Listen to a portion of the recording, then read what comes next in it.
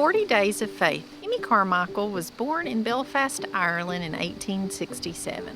When Amy heard a voice at a fountain after church one Sunday, she wondered where it had come from. It was a clear voice that spoke to her, and the only other people there were her brothers. The voice said, "Gold, silver, precious stones, wood, hay, straw. The fire will test what sort of work each one has done. If the work which any man has built on the foundation survives, he will receive a reward." Amy went home and prayed. God was telling her to no longer waste time on things that were not important. In the end, she wanted to give God silver and gold. She had a purpose. Now she was done caring about what other people thought of her. While Amy lived in Ireland, she loved children and animals, and she helped the poor. Many of them attended her Bible meetings when they were not welcomed in church because of their ratty clothes.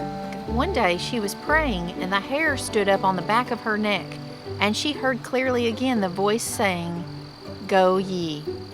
She knew that meant go ye unto the world, proclaiming the good news. She applied to the China Inland Mission, but was refused because of her poor health. She had fainting spells, was very weak, and had bad headaches. For periods of time, Amy did do mission work in China and Japan, but she ended up in southern India in a place called Dohnavur. When she was in India, she was appalled by the caste system and the poor people known as untouchables.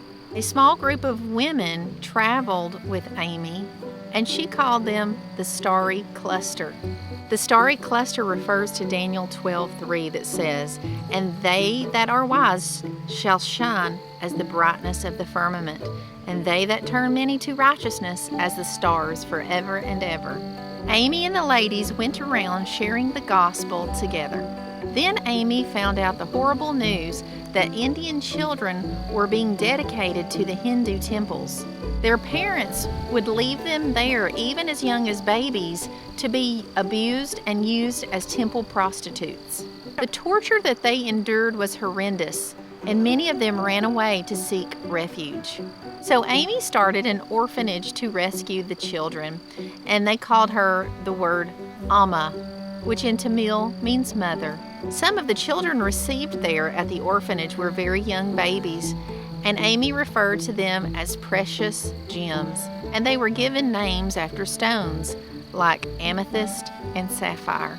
In her latter years, Amy became crippled and bedridden, but she didn't stop working there. This gave her time to begin her writing, where she wrote about 35 books. Amy fell asleep and never woke up at the age of 83, and her body was buried under a tamarind tree in India. Truly, I believe that she heeded the words given to her at the fountain as a child.